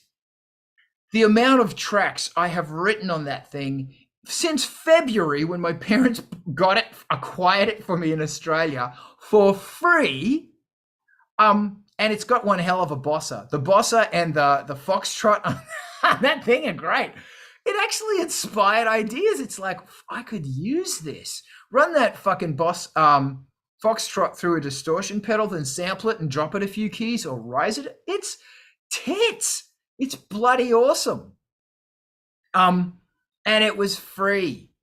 How much of this stuff, like I talked about the idea of it's a mirror that you were throwing ideas into, but you need ideas, motivation, and tenacity to do that in the first place. So you have to go back to base one and ask yourself, what ideas do I have? And remember, problem solving, there is a whole circuit in your brain that is designed to solve problems. That's what it does. And this song isn't working great. That's a problem. Don't worry, says your brain. Leave it to me. I've got this. Just give it time and give it neurological space to do it. Go for a walk. Walk to a cafe. Fucking get on a bus. I don't know. Do something different that will spark your mind's imagination to come up with musical ideas. That's what you need to fucking do. And then from there, like Ivan said, ultimately a fucking sine wave is a sine wave. And if you have a synthesizer that you love and you are comfortable with, use it. If you don't, sell it. Know anyone who wants to get rid of that rhythm wolf, let me know. Said Carl, thank you. So that's what I think, is that it comes down to distractions. Once again, people have a room full of gear because the internet told them to get a room full of gear. That's it. Fight me. Fight me now. I'm right. I'm fucking right. I'm right. The internet told you to buy that synthesizer that you never fucking use. That's it. It's basically porn. It's porn. And Eric, I will buy you now. Especially, and I won't pay extra for that, for the cowboy hat. It's got to come in. So that's my rant, is that, Mark, you're fucking right, man. You are right. And yet Ivan is right. And Eric is right too, because it's like some gear, you're going to throw something at it and it's going to throw something different back to you. This is the part of being a fucking electronic musician, is you got to figure out what it is while not getting distracted with endless copious amounts of fucking bullshit, because it's everywhere. I'm going to shut up now because I'm getting on my high horse. Alex, I want you to get on your high horse. Go. It's always fascinating because on Reddit there are always these pictures of walls of equipment that are blinking and really pretty. But the most respect that I have is for people who have like this grimy electrive where you can't read the label because they use it so much, and it's like stickers all over with inputs and where the kick is and so on. And it's got heaps of like you said, grime from like years of tape, pulling the tape off, but they never wipe that gaffer. Okay, tell me when you're done, because I want to shoot my mouth off about Reddit, but keep going because this is important. My problem is that I'm usually more engaged if I'm using hardware, but I struggle always to bring it back into the computer, because as soon as I'm in the computer, I'm sort of less motivated and need to get over that. And I think the problem was in the past that I just spent too much time thinking about how to do it instead of just trying different things and see what sticks, because I think there's so many people who want to optimize things to the nth degree, and I'm one of them. But I don't need millisecond tight timing. I think MIDI clock syncing is just fine for me, and I just need to try it. Awesome. One, when I see those people posting their tremendous penises, walls of penises and porn, I find out who they are. I find out where their BANDCAMP and their Spotify is, and I go and listen to their music, and it's like 99 times out of 100, it's, dude, fuck off. You're a poser. Sorry, you're a consumer and a poser. Sure, it's fantastic that you are. I'm a cunt for saying that. I'm a bastard for saying that. But fuck off, because if you want to collect, that's great. But some of us don't have the fucking money to do that. So fuck off. Use your skill and your talent that God, universe, or aliens have fucking given you, and make goddamn music to be a reflection of the world that you're living through and what you're going through. Fuck off with your money, and fuck off with your collection of gear, and fuck off that you are soaking up the fucking bandwidth so the rest of us can't get heard, because we have something to say, because we're using old shit that we've been using for the last 20 years. But we're doing shit. I think that's my rant. That's why I fucking hate I hate going to a fucking club and some guy wants to talk to me about gear. I don't want to fucking hear that. I want to hear about you going, I can't write anything. I'm having a fucking writer's block and everything I do is shit. And I'm going to go, yeah, man, I know exactly what that's fucking like. You know, every single fucking rock star that I have ever had the joy of meeting has never stood there and talked to me about gear. Not one. They all talk about the spiritual calamity of what it is to write a song and try and get their heart. And it always comes down to truth. Every single fucking time it comes down to truth and sincerity. They never talk about markets. Like they don't. And I'm always going, dude, are you just bullshitting me right now? But it's like, fuck. They fucking mean it. They've been doing it for this long. They give a fuck. Every single one of them. I'm trying to think of one who hasn't. Like, I'm talking about, oh my God, I've been listening to your music for the last 20, 30 years. Oh my God, I really respect you. They don't give a fuck about gear. A sine wave's a sine wave. They don't fucking care. It's about creating music, and that could be bloop bloop, it could be fucking whatever. But it is about having an output that you give a shit about, and it is sincere and you have tried. Oh man, I talk so much shit. Eric, help. I have a feeling, I've never met this guy. I want to meet this guy. Jack Dangers, Meet Me Manifesto, has the opposite problem. I bet people only want to nerd out on gear with him, you know, and just because that's he has kind a of who he Synthi is. A100. Yeah, there you go. You know, or an Apex Twin, you know. There's a reason he lives in a farm on a hill in the middle of nowhere, because he probably got tired of people asking him about all those questions. He's like, I'm out of here. I'm done.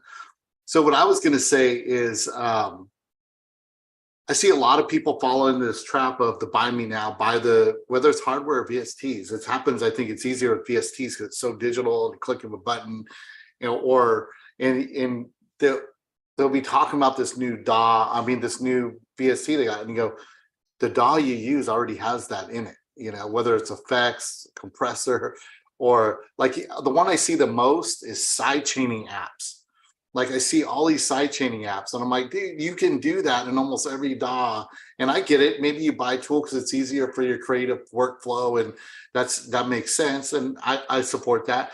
But so many people are buying and go, oh, I just bought this $100 VST, and you know, you could already do that, you know, in your other one. In fact, if you learned how to do that in your DAW, you would have learned 5 other things that you would be able to use right now, instead of like a tool that becomes a crutch, as a shortcut, as a quick way of doing it. Now, the only way I sidechain is this way, and I move this one little thing, and that's it, instead of learning how to use all the other features in the DAW. I've written many in Reddit in posts about 10 different ways to sidechain in this DAW without buying a VST, you know, and then reverse sidechaining. So you're turning things on instead of turning things off, and they never get into those modes of real creativity and potential happy accidents because they're just tied into that $129 VST that does this kick reduction, this sidechain, and they don't experiment with it on other things, and they don't see those happy accidents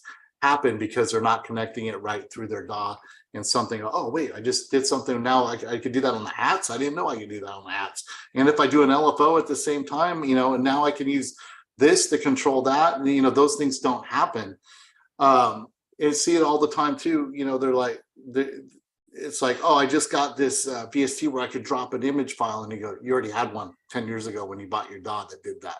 You know, and there's reasons Serum hasn't updated.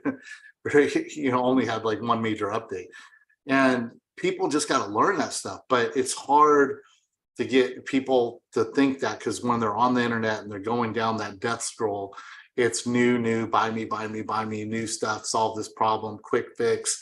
It's all of that, whether it's music or something else. Everybody's falling victim to that. And then FL Studio just released a synth that is it's a Juno 6 essentially. And what's unique about it, it's funny, they call it Chorus. They've named it after an effect instead of after the synth. But it's basically a Juno 6. It looks like it was made in 1979, 1980. And it has a lot of the same limitations. And when people have been messing with it, they're like, oh, I can't do this or this, which are very modern techniques. And the whole idea was, they didn't even announce that was in there. People just found it. And it was basically to get that Juno 6 feel with the limitations that come with the Juno 6. Let's see, for me, I wrote down some notes while you're talking. So to me, it comes back to, right now, I'm back to simplify and minimalize. And so this stuff can be very distracting to me. So I like to set up a template for when I start that has the synth I want to use, because I have all the synths in the world at my fingertips and I don't need to be scrolling through those. But I know that right now I'm really focused on how do I reduce the amounts of sounds, keep the dynamics in there, and even use some of the things I've learned from production as a way to write songs. Like, you know, that bass line, you got the eighth note, and that side chaining to it changes it. Okay, so how do I do it more where I'm getting more variation in that without having to add another sound to have that variation? And that's where I get to at this point, but it's really about kind of minimalizing on purpose and removing as many of the distractions as possible, and just downloading a new sample pack that I see pop up from like Snakes of Russia or something will send me down a rabbit hole for 3 days, and I end up getting nothing done, and maybe getting one sample that I keep using out of it. Thank you, man. Well, we haven't even talked about sample packs. That's a conversation for another year, because that's a big one. Thank you, Eric. Alex, what you got? I have sort of sympathy about people just doing bleep blop music, because in contrast to me, they actually put something out there. But I agree with you, if they're being snobbish about it, it's like less than ideal. I like that if there are like many hobbyists, the synthesizers in general will get cheaper because economy of scale. Yeah, but of course, if people are being snobs about it, that's not good. To me, music is about conversation. It's about communication. And, you know, man, hey, I've heard some fucking amazing bleep bloop. I've heard some great shit where people have put thought into it and they have really honed and sculpted sounds. But it's like, man, I've heard this other shit that's like, look, everyone's got to start somewhere, and you can say whatever you want. It's okay to say whatever you want, but I don't know. Vampiric Fish, hold on. Vampiric Fish, welcome. Most people buy modular because of the unlimited combinations they can create using physical connections and experimentations. A lot more than what 2 or 3 garden variety synths can do, says Rob. Totally agree with you. Mark, we so haven't answered your question, but here's Eric to continue not answering your question. I forgot what it is. Oh yeah, it's so when you were talking about you hear this music that's put out, sometimes it just sounds like self-indulgent, like not inspired, I guess is the best way I can explain it. On one hand, I should be able to make music for myself, and I can put it out if I want to, and if other people like it or don't like it, it's their choice to listen to it. But on the other hand, like I can hear kind of the struggle they're going through, and I just want to like kind of reach to the speaker and say, you need to find inspiration. You need to stop being so self-indulgent. It's like if I did a remix for Angel Spit and I just made it this wall of noise because I like walls of noise, that doesn't add any value to the Angel Spit, fan base. It doesn't help him. But if I'm doing a remix to, with purpose and focus of club track, 4 on the floor, more DJs like Adam Baum will play it, then I'm doing something with purpose, and it doesn't feel as self-indulgent, but I still feel like I'm doing it for myself, not I'm being ordered to do it a certain way. It's having said that, having me hate on bleep bloop, because I do fucking hate bleep bloop. Part of me is jealous that people can do that shit. They can just go, fuck it, I'm going to do this thing. I'm kind of jealous about that. Same with so much dark ambient music. It's the same fucking thing. You can't get a sample of someone farting and then drag it out to be an hour and a half. No. Give a fuck. Like, oh my God. It is a great thing about modular synths is that you can get in there and experiment, but this is what it comes down to. And you nailed it, Eric. Ivan nailed it. Alex brought it up, is that the gear you have, you don't fucking know it. And you could do that shit on it, And why is it, it's not only you get into a band and after album number 3 you stop listening to them. It's also with your gear. As soon as I figure out where the filter is and how I can fucking real time modulate the filter, blah blah blah blah blah, I'm not going to fucking use it anymore. There's all of this shit the fucking thing can do, and you get to a point of comfort and then you stop. So stop being a farmer, because that's what you're being. You're being a fucking farmer. Be a cowboy or cow person, wrangler, I don't know, and get on your fucking horse, on your steel horse. This is starting to sound like a David Lee Roth, reach down between my legs, a David Lee Roth video with spandex. Thank you. And Panama is a great track. If you want to wake up, if you're in a bad mood, listen to Panama first thing in the morning. Everything, the day will be perfect, I promise. Or Bon Jovi, but come on, man, Lee Roth. What was I saying? I don't know, some shit. Yeah, give a fuck. Give a fuck. And become a cowboy. Get out there and try and do something in every single track that you've never done before. Try and create a sound in every single song, and this is so hard to do this. I need to really get back into doing this. That only exists on that sound. If you hear that sound in isolation, people are going to go, "Yup, that belongs to that sound." It's like fucking Benny Benessi's Satisfaction. Best fucking track ever, which is now like 30 years old or something. Oh my God. Eric, I see your hand. And we're going to wrap this up soon. Yep. Go. Yeah, that Benny Benassi sound, and then there's a couple of those sounds out there where you come across them every once in a while. You're like, oh, I just made that song. I think too, when people are kind of doing that kind of more self-indulgent stuff, that's when they like never find their inspiration and they struggle kind of putting stuff together in the future. Or you can see a band get into that mode and they're trying to find ways to make it more interesting for themselves, whether it's the individuals or the collective. And you can hear it as an artist because you've experienced that. Yeah. You've got out of that, or you've been pulled into that further. So when you hear other bands, you start to feel for them, or I see how, I'll give you an example, like Frontline Assembly's been doing the same thing for a long time, and they're continually modifying what you do. I mean, you know them better than I do, Carl, but when I was watching them play a couple weeks ago, Reese had a different setup than he normally has. It's like it was more of his warehouse techno kind of modular kind of bits set up there. So he's making it more interesting for himself. Well, us, the audience, is hearing the same thing. But we're probably getting a better show because he's doing it in a way that's interesting to him, that's exciting. They add Tim Skull, who's an amazing guitar player, legend, to add that extra energy to it. So they're constantly kind of evolving it, and they're fighting that one thing you have too, where everyone wants to hear Mind Phaser over and over again, and Liquid Transparencies and Millennium, right? And they're trying to play Unknown, off the new album or something, or Ball and Gag or one of those new songs.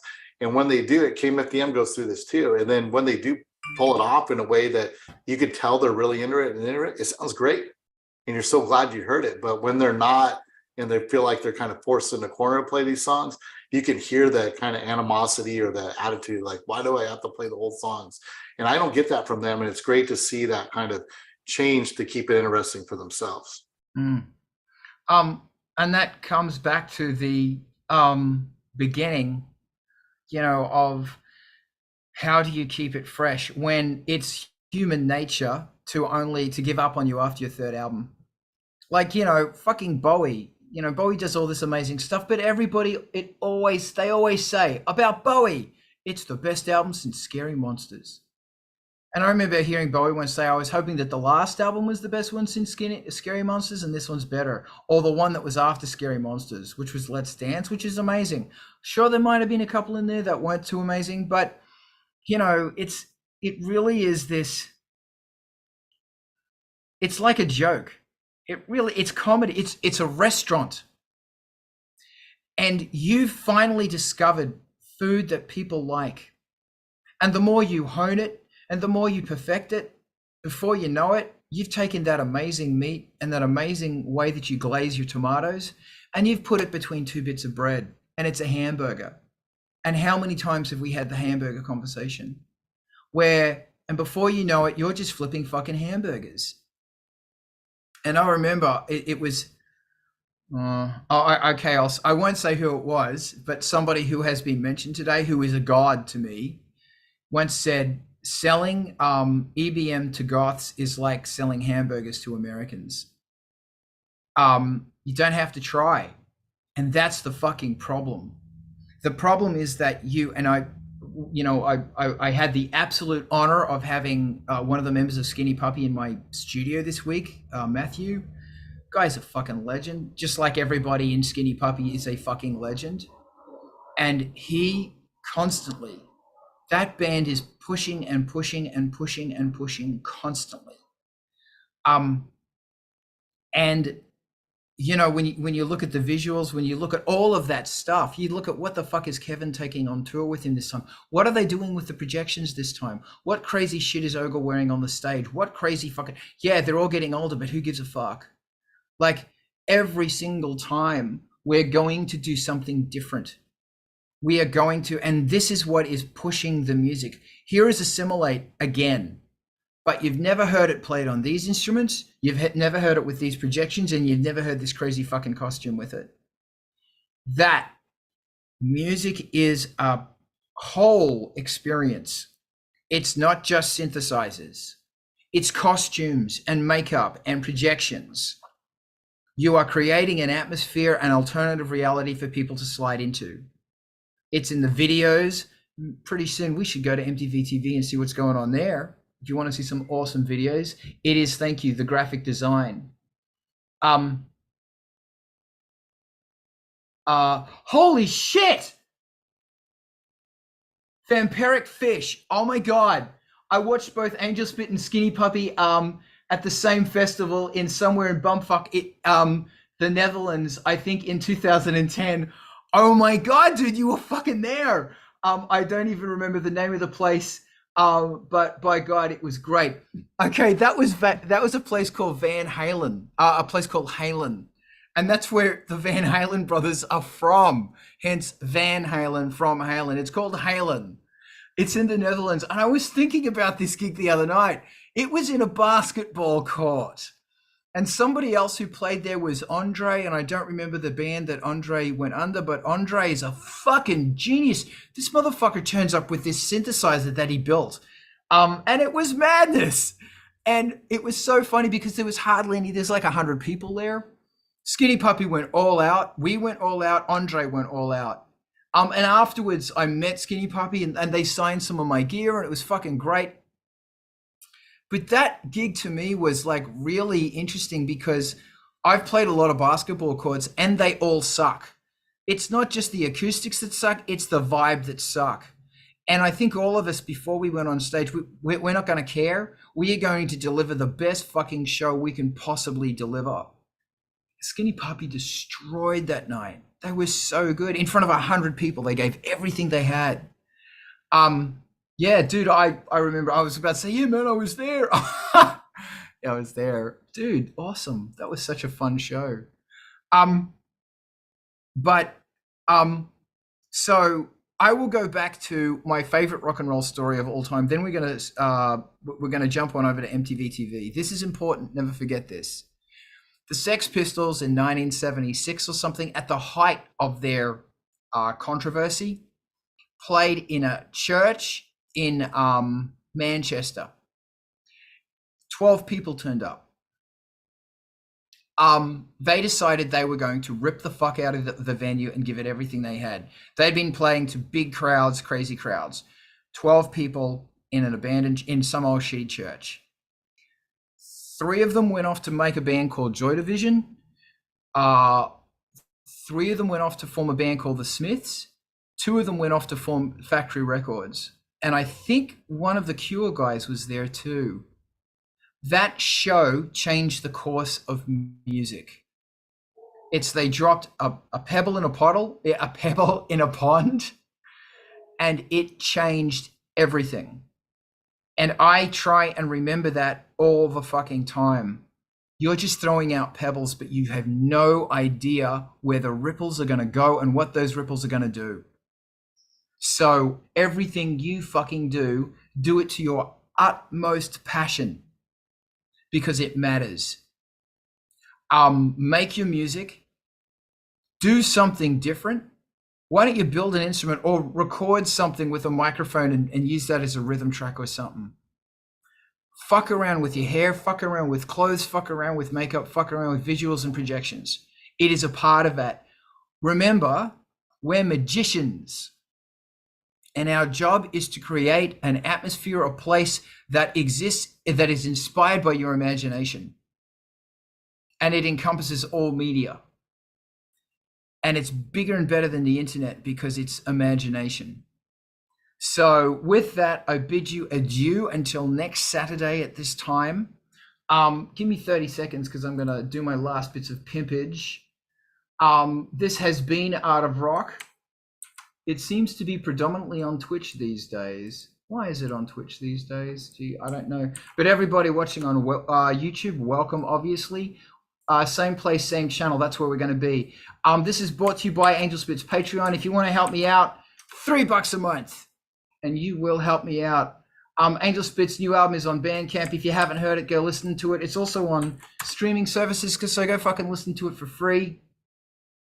There's a whole bunch of new amazing music on the Industrial Incisions playlist.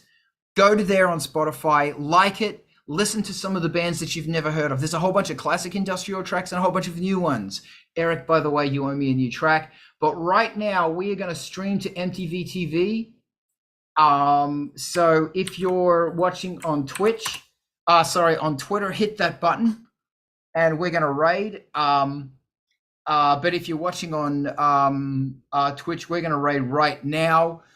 We're going to leave the mics on and talk this out until we finally gone. Thank you so much for joining me, and I'll see you next week. And you rock. And we're just going to talk as we do this, as I still try and figure out how the fuck to use this thing because I don't know how to. You rock. Bye. Bye. Bye. Bye. Bye. Turn your mics on and let's chat while we're raiding. Diana, let's raid. Are we raiding? Tell me when we raided. And we're gonna. Yeah, are we raiding? All right, awesome. We're gonna stay back here afterwards, and we're going to hang back here and have a chat. You know, I did have a nice gear conversation with Jason from Lead Into Gold. There you go.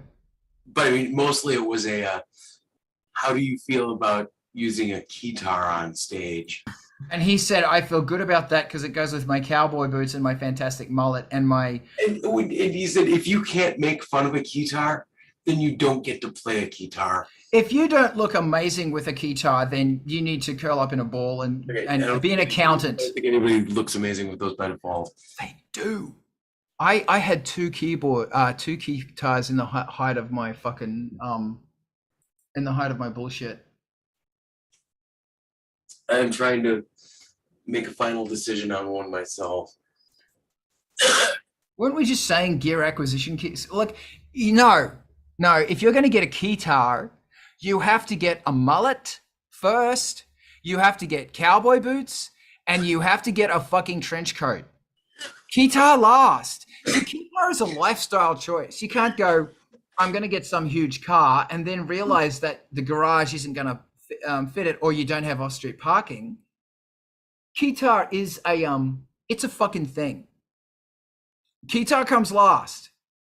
I'm going to get a guitar. No, you don't. You need a trench coat. You need a trench coat.